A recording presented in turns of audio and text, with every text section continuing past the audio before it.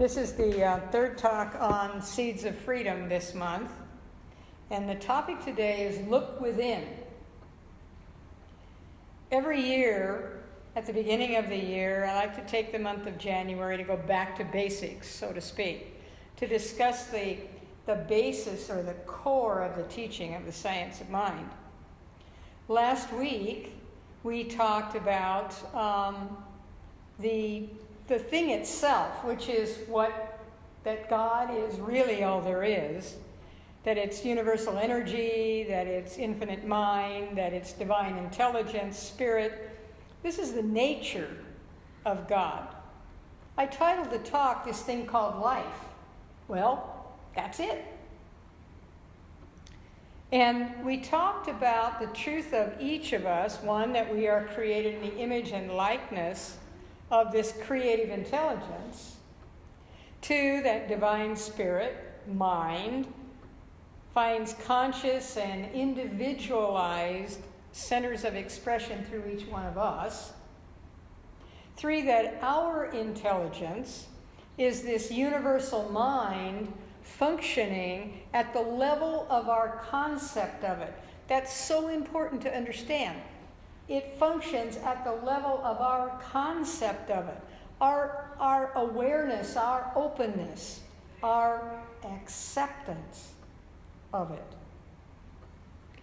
Four, that the inherent nature of humankind is forever seeking to express itself. That's what we're here for.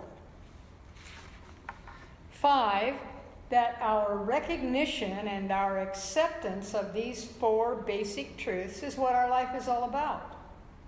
That our revelation of these truths is what sets us free to be our own individual, marvelous selves.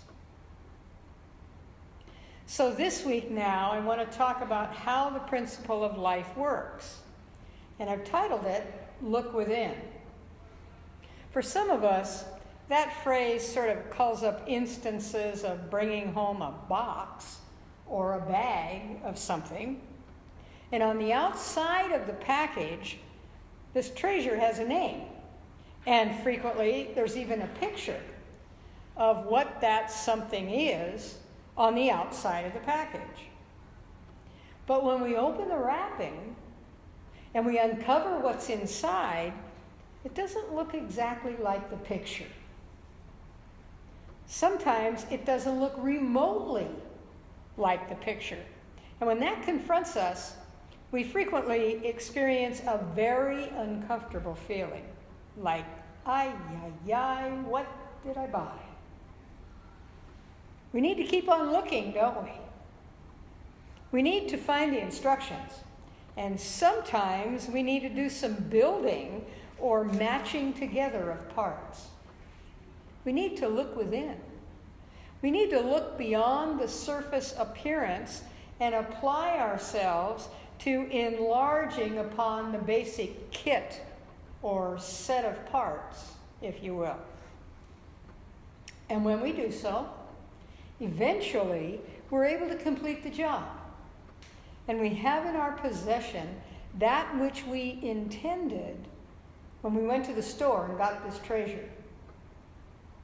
Well, life is like that, isn't it? We come into this plane of existence with all the parts and all the directions, all in perfect right order, but not necessarily all in place. That's the challenge of the experience. That's the excitement and the joy of life.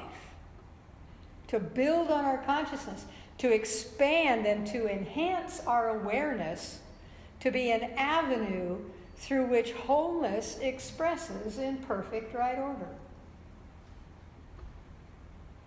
Ernest Holmes, in the text, The Science of Mind, has given us a kind of a blueprint in the chapter entitled How It Works. Like the directions in our unassembled treasure, Dr. Holmes' words assist us in looking within. We look within in order to understand what's available to us that enables us to express our talents. our desires, our intentions.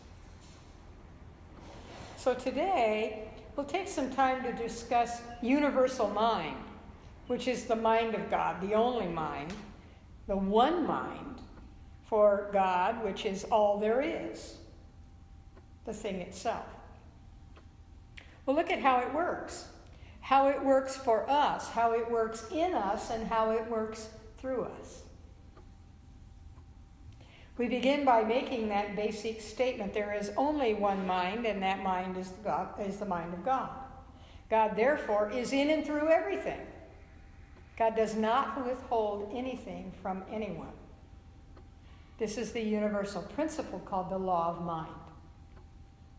This is a principle we can depend on, and we can depend on it to work for us as it works through us. But it can only work through us as we accept it into our consciousness. We know that there's abundant good everywhere. It appears or manifests in our individual lives where there is receptivity to it. Receptivity to its existence, first of all, and receptivity to its appearance. This is another way of saying it's done unto us as we believe. We can see good to the degree we're aware. And we can see good we don't even have yet. For we know when it exists anywhere, it can exist everywhere. That's a biggie, folks. If good or prosperity or love or peace or anything exists anywhere, it can exist everywhere. Or we can acknowledge that it's possible, probable, or even likely that our life will be one of enduring limitation, hardship, struggle. And this is another way of saying it is done unto you as you believe. So what's the difference, you ask? There isn't any difference. It's done unto us as we believe, whatever we believe. That's how it works. The principle of the law of mind creates our experience based on what and how we think, what and how we believe. We can take the good wherever we find it, making it our own as we understand it. That's the way it works. The realization that good is universal, the realization is that good is universal. The realization is that as much as you are able to incorporate into your life, your thinking, your belief, that much is yours to use, to have, and to be. That's how it works. The challenge, the opportunity then, is to expand our understanding, to open our hearts and our minds to receive good in limitless supply. Let me cite some examples that might resonate with you. First of all, I'll bet you fell down the first time you tried to walk. Maybe even more than once. Yet you all walked in here today. I'll bet you couldn't do it the first time you tried to swim. And yet most of us know how to swim. Did you hit the ball the first time you swung a bat? Or do you yet have that experience to undergo? Try it. Babe Ruth struck out 1,330 times in his baseball career, but he also hit 714 home runs. R.H. Macy, you all know who Macy was, failed 7 times before his store in New York caught on. And he went on to create a successful nationwide chain of stores, 2 of which exist on this side of the island. English novelist John Creasy got 753 rejection slips before his first book was published, followed by 563 more publications. The message here, don't worry about failing. Worry about the chances you miss if you don't even try. Your consciousness comes out of the vast infiniteness that is the universal consciousness. That's the way it works.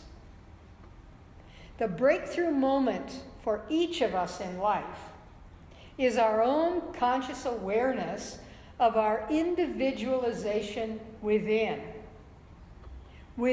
that universal consciousness. This is sometimes referred to as mental science. But what that really means, really boils down to, is watch what you think. Every action, every feeling, every movement, every thought is already present in universal law. Putting our attention on it merely attracts it to us. So here's the major point. There are universal laws operating all the time. We are reacting to them all the time. Here's one of those laws. Universal intelligence is working in, around, and through us all of the time. It's always working. It's always perfect. It's always whole, and it's always complete. And it's always available for each one of us to use. Our realization of this is the experience of a deep-seated awareness of what we're thinking. A deep-seated awareness of what we're talking about.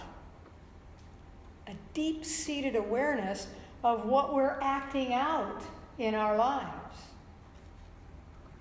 Remember last week we talked about Albert Einstein and Dr. Holmes and how they agreed on the inevitability of spiritual evolution. Both of them at different times referred to that as cosmic consciousness. Isn't that interesting? A New Thought minister and a scientist talking about cosmic consciousness. That's what deep-seated awareness is, cosmic consciousness. The realization that we are in this universal consciousness, that there is no separation between me and the one mind, the universal mind. Whoa. That's powerful. That's awesome. That's life-changing. There is no separation between me and the one mind, the universal mind. And without you, without me, without humankind, all of God's creations, it, meaning the life principle, the thing itself, without you and me and all mankind, humankind, it has no avenue of expression. We're it. We are God's only means of expression. That's how it works. So the life principle works in each one of us all the time. And it works ceaselessly in us to bring about change. Change. Change. Change is something we embrace in the science of mind, you know. But you also know that's not necessarily true in all people. Undoubtedly, you have friends, relatives, neighbors who are not only resistant to change, but downright hostile about it when somebody brings it up. In fact, some people would rather stay where and who they are, even if it's uncomfortable. Some people would rather stay where and who they are, even if it means doing without the things or feelings they wish they had. Some people would rather stay where and who they are, even if it leaves them unhappy and unfulfilled. Ever know anybody like that? Ever been anybody like that? But in Science of Mind, we learn that it's totally possible for us to choose to make changes that go way beyond who we presently are and where we presently are. We learn that it's totally possible to go way beyond what feels like the optimum at this moment.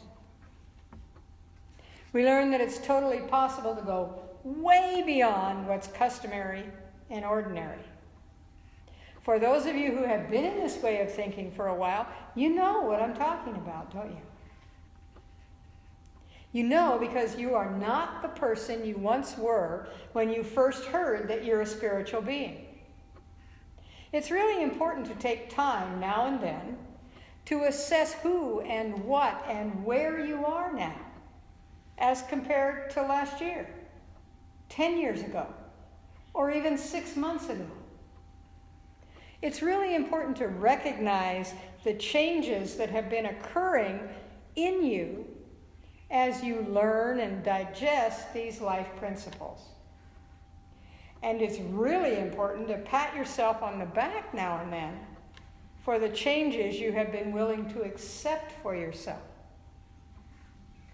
In fact, even just knowing we're a spiritual being makes a difference. And certainly, as we realize and we know these truths, it causes us to realize that where we put our attention is where our awareness evolves, grows, and changes. Where we put our attention is what creates new experiences in our lives. It's like the look within directions that I mentioned at the beginning of this talk.